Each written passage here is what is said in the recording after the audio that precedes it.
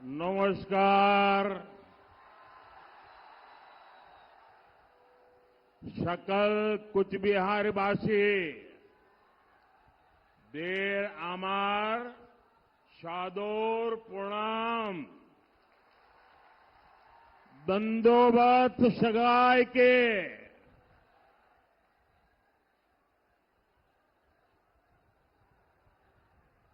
मेरे साथ बोलिए, भारत माता की, भारत माता की।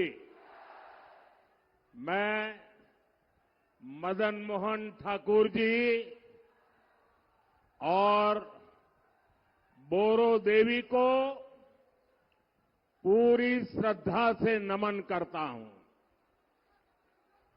आज यहां कुचबिहार के साथ साथ अलीपुर द्वार से भी इतनी बड़ी संख्या में आप लोग आए हैं। विशेष रूप से माताएं, बहनें, बेटियां इतनी विशाल संख्या में हमें आशीर्वाद देने पहुंची है। आपका यही आशीर्वाद जिसके कारण पूरा देश कह रहा है, फिर एक बार,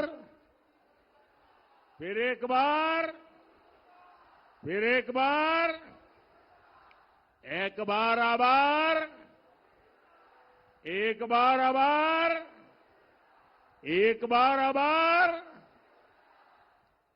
भाइयों और बहनों, मैं अभी हेलीकॉप्टर से यहां जो बाय रोड आ रहा था, पूरे रास्ते भर ऐसा एक लग रहा था जैसे बड़ा रोड शो हो रहा है। ये आपका प्यार मेरे सर आंखों पर है। आज मैं सबसे पहले बंगाल की मुख्यमंत्री ममता दीदी का आभार व्यक्त करना चाहता हूं,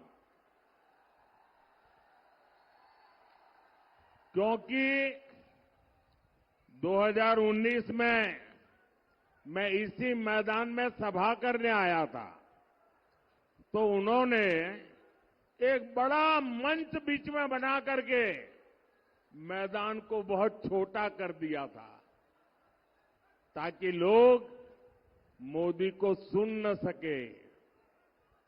और मैंने उस दिन कहा था कि दीदी, आपने अच्छा नहीं किया, अब जनता आपको जवाब देगी, और आपने जवाब दे दिया।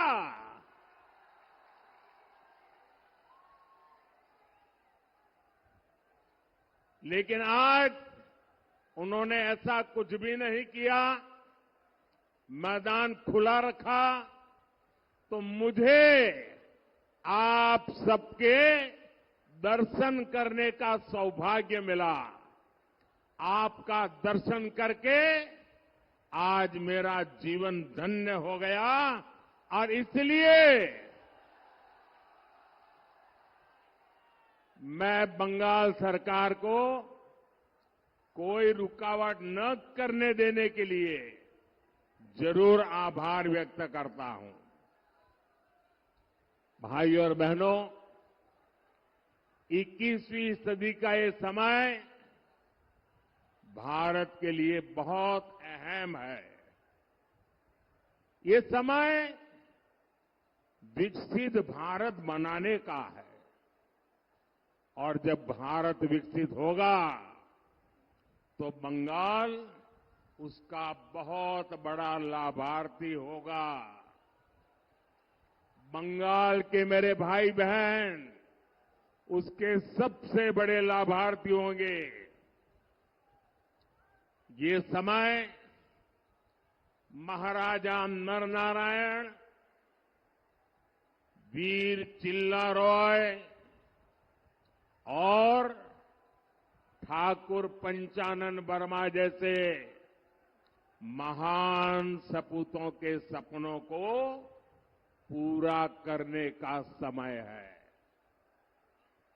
और इसलिए 19 अप्रैल को जब आप मतदान केंद्र पर वोट डालने जाएंगे तो इस बात को बराबर याद रखिएगा और हम याद रखें ये देश का चुनाव है, पूरे हिंदुस्तान का चुनाव है। ये देश को दुनिया की तीसरी बड़ी आर्थिक ताकत बनाने का चुनाव है और इसलिए दिल्ली में कोई कमजोर सरकार नहीं बल्कि स्थिर और मजबूत सरकार जरूरी है। आप मुझे बताइए, क्या देश को दुनिया की तीसरी बड़ी आर्थिक शक्ति बनाना चाहिए कि नहीं बनाना चाहिए? बनाना चाहिए कि नहीं बनाना चाहिए? इसके लिए मजबूत सरकार चाहिए कि नहीं चाहिए? मोदी मजबूत सरकार देता है कि नहीं देता है? आगे भी देगा कि नहीं देगा? और इसलिए देश की सरकार बनानी है, मजबूत सरकार बनानी है, काम करने वाली सरकार बनानी है। साथियों, आजादी के बाद हमारे देश में 6-7 दशक तक लोगों ने केंद्र सरकार में सिर्फ और सिर्फ कांग्रेस का मॉडल देखा। अब पहली बार देश ने बीते 10 साल में पूर्ण बहुमत वाली बीजेपी सरकार का मॉडल देखा है। आज दुनिया कहती है कि मोदी मजबूत नेता है। दुनिया कहती है मोदी कड़े और बड़े फैसले लेने वाला नेता है। लेकिन मेरे भाइयों बहनों, मैं तो हाथ जोड़ के यही कहूंगा, बड़ी विनम्रता से कहना चाहता हूं कि मोदी तो भारत की जनता जनार्दन का एक बहुत सामान्य सेवक है। मोदी कड़े और बड़े फैसले लेता है क्योंकि उसे 140 करोड़ भारतीयों के सपने पूरे करने हैं और इसलिए मोदी की गारंटी है, आपका सपना ही मोदी का संकल्प है। मोदी ने गरीब को उसका हक भी दिया और गरीब के वो लूटने वालों के खिलाफ कड़े और बड़े फैसले भी लिए।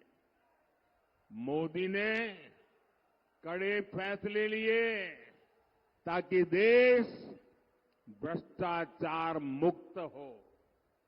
मोदी ने कड़े फैसले लिए ताकि देश आतंकवाद से मुक्त हो।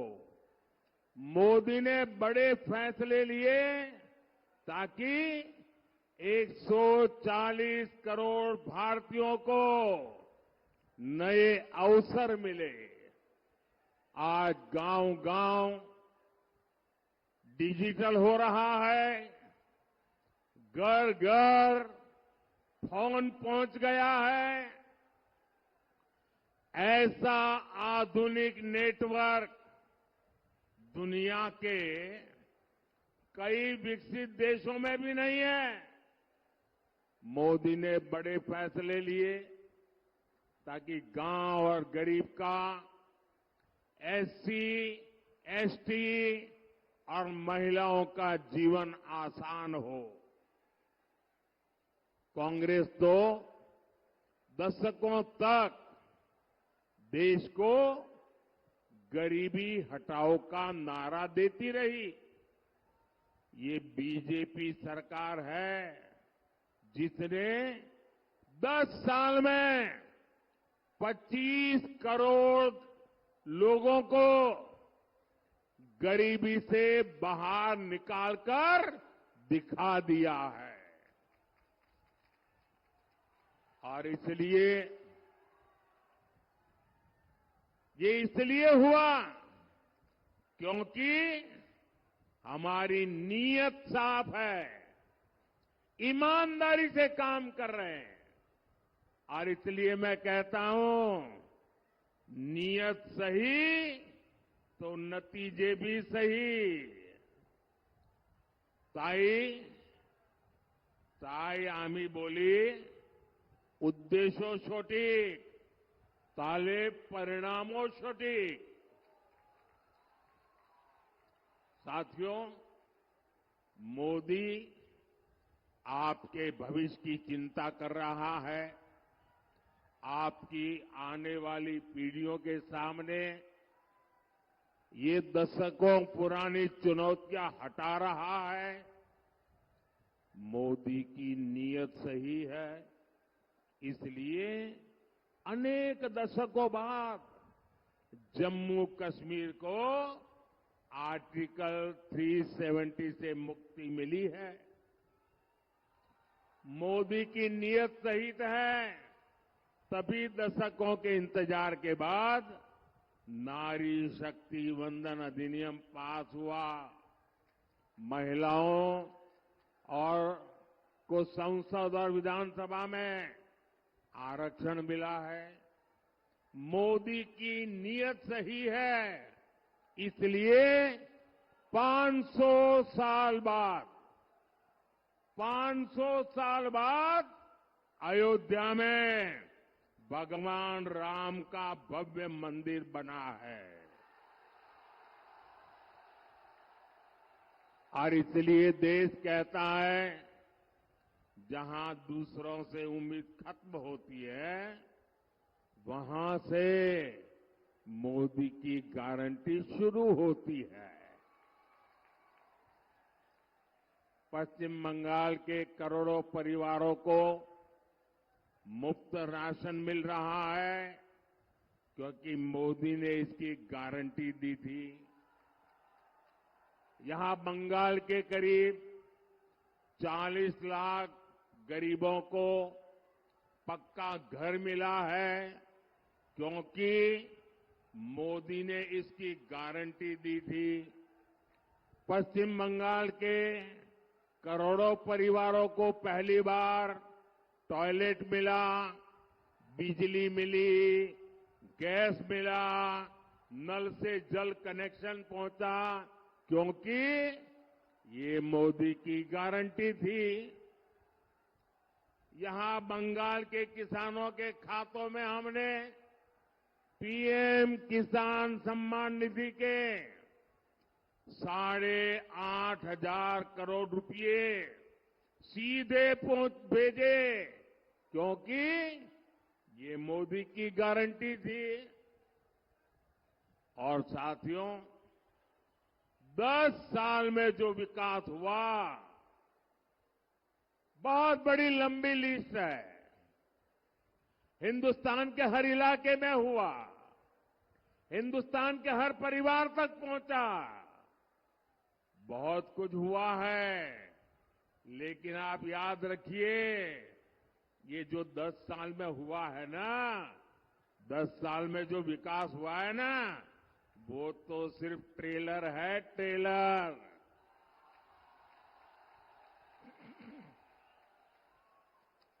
दस बछोरे जा होलो ओटा ट्रेलर छिलो।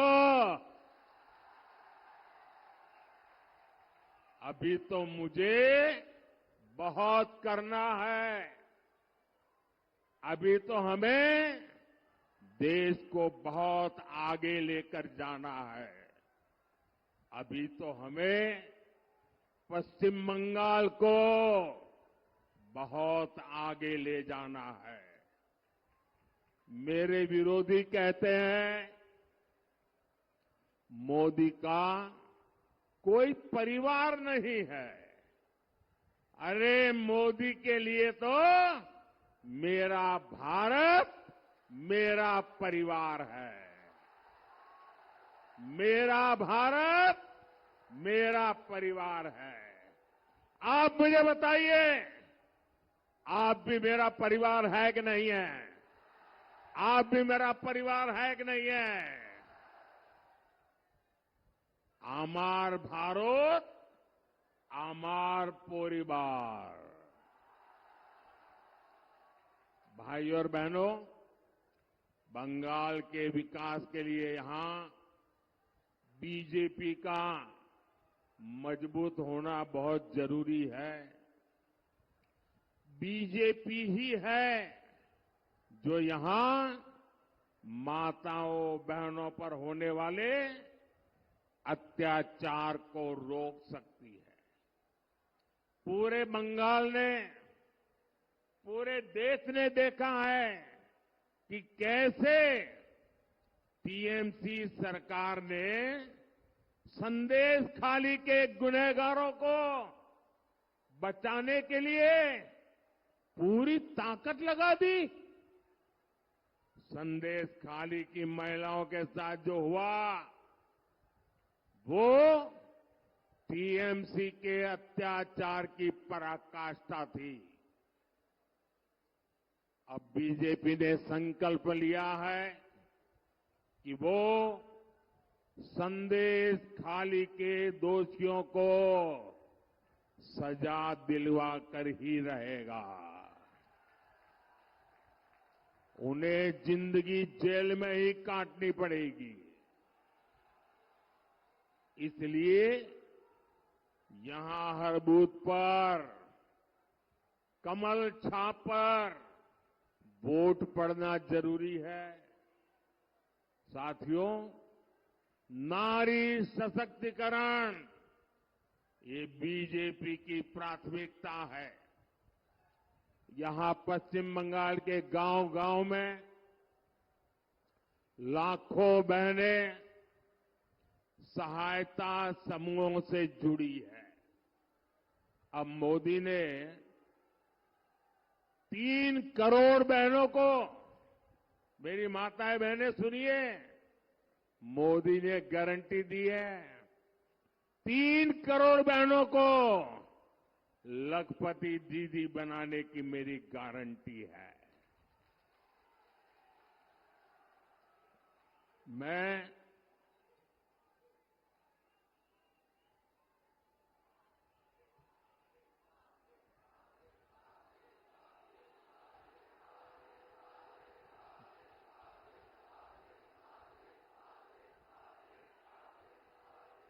आपका ये प्यार, आपका आशीर्वाद, आपका उत्साह पूरा देश देख रहा है। ये बंगाल का मिजाज पूरा देश देख रहा है।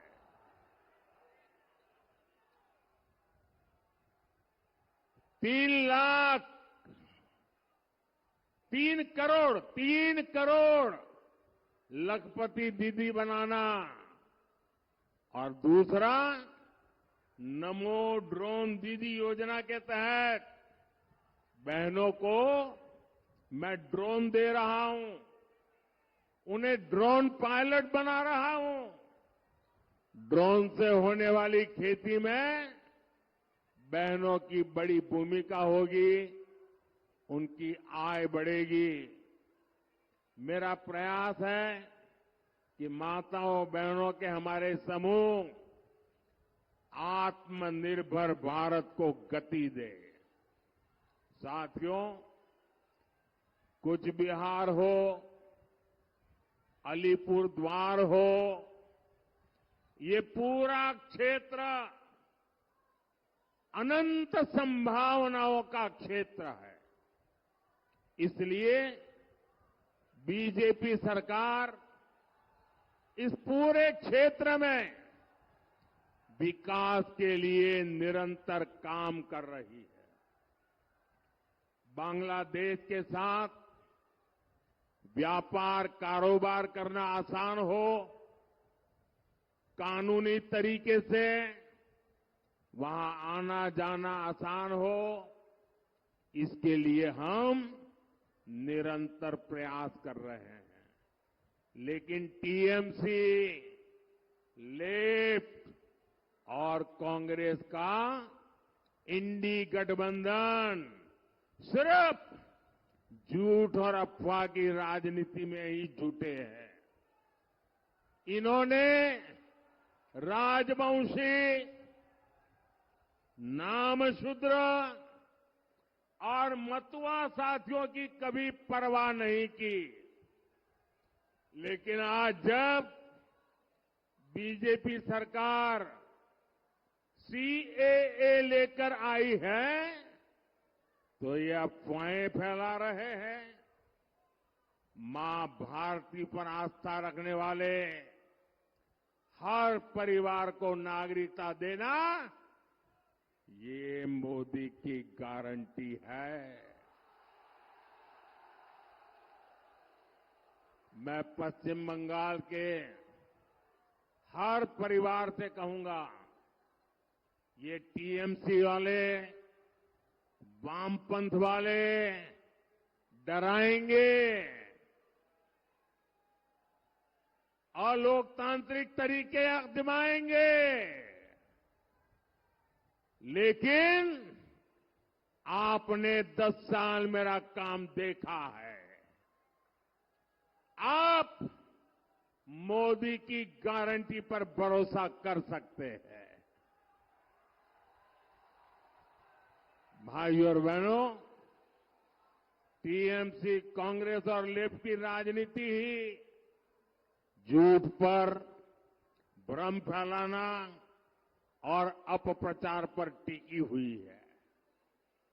इंडी गठबंधन अपने आप में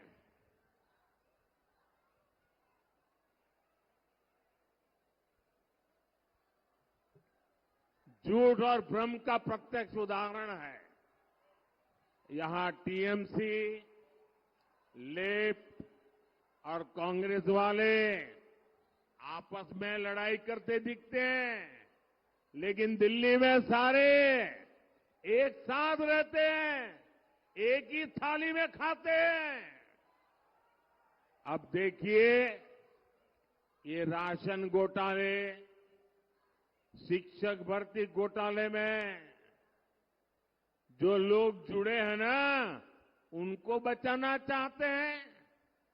आपने भी देखा है कि टीएमसी के मंत्रियों के घर से नोटों के ढेर निकले हैं। ये सब मिलकर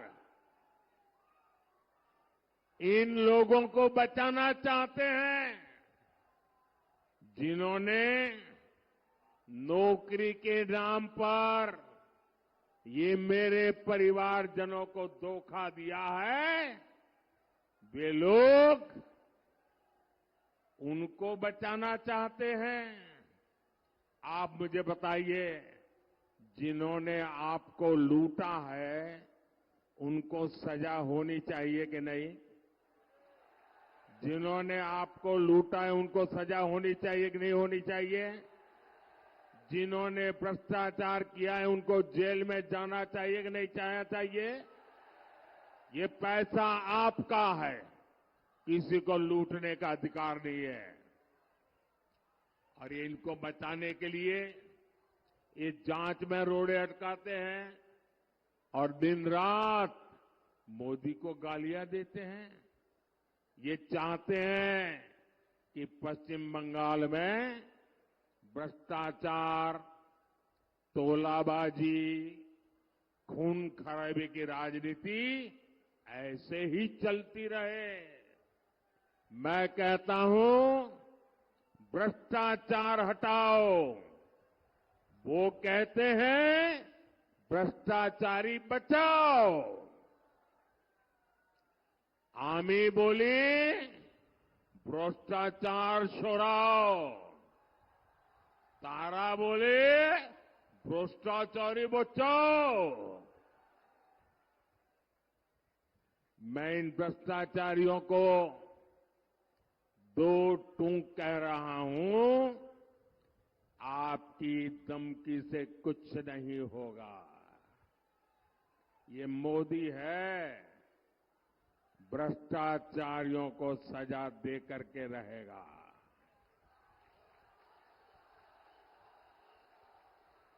और बंगाल के मेरे भाइयों बहनों, आने वाले 5 वर्षों में भ्रष्टाचारियों पर और कड़ी कार्रवाई होगी। भाइयों और बहनों, इन चुनावों में टीएमसी को कड़ा संदेश देना बहुत जरूरी है। मैं बंगाल की जनता के लिए जो भी योजनाएं लाता हूं, यहां की सरकार उसे यहां लागू ही नहीं होने देती। टीएमसी ने आयुष्मान भारत योजना को रोका है।